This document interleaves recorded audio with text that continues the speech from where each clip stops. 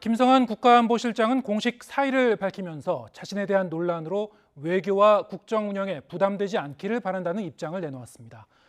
교체설이 불거진 지 하루 만이자 국빈 방미를 한 달 앞둔 시점인데 사실상 경질이란 해석이 나오고 있습니다. 윤석열 대통령은 후임 안보실장에 조태용 주미대사를 내정했습니다. 취재기자 연결하겠습니다. 박석영 기자. 네, 용산 대통령실입니다. 네, 사퇴 입장 어디서 어떻게 밝힌 겁니까? 네, 오늘 오후 5시를 조금 넘겨 용산 대통령실 출입기자단에 김성한 국가안보실장 명의로 공식 공지가 올라왔습니다. 오늘부로 국가안보실장직에서 물러나겠다는 내용입니다. 자신으로 인한 논란이 더는 외교와 국정 운영에 부담이 되지 않았으면 한다고 밝혔습니다. 최근 불거진 외교 안보 라인의 문제를 사실상 인정한 것으로 해석될 수 있는 대목입니다. 김 실장은 1년 전 윤 대통령의 보직 제안을 받았을 때 한미 동맹을 복원하고 한일 관계를 개선하며 한미일 안보 협력을 강화하기 위한 토대를 마련한 후 다시 대학 강단에 돌아가겠다고 했다며 이제 여건이 어느 정도 충족되었다고 사퇴 배경을 설명했습니다. 앞으로 예정된 윤 대통령의 미국 국빈 방문 준비도 잘 진행되고 있어 새로운 후임자가 와도 차질 없이 업무를 수행할 수 있다고 본다고 덧붙였는데요.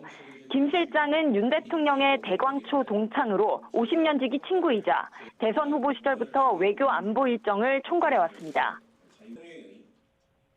네, 윤 대통령이 사의를 수용하고 바로 후임도 내정했죠. 네, 그렇습니다. 김성한 실장의 공식 사의 표명이 올라오고 1시간이 채 지나지 않아 홍보수석의 브리핑이 있었는데요. 윤 대통령이 사의를 수용하고 바로 후임을 내정했다는 내용입니다. 직접 들어보겠습니다. 윤석열 대통령은 김성한 국가안보실장의 사의를 오늘 고심 끝에 수용하기로 했습니다. 대통령은 후임 국가안보실장에 조태용 주미대사를 내정했습니다.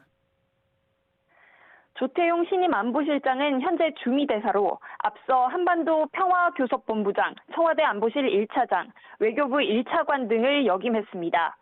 대통령실은 하루 전인 어제만 해도 안보실장 교체설이 사실과 다르다고 선을 그었는데요.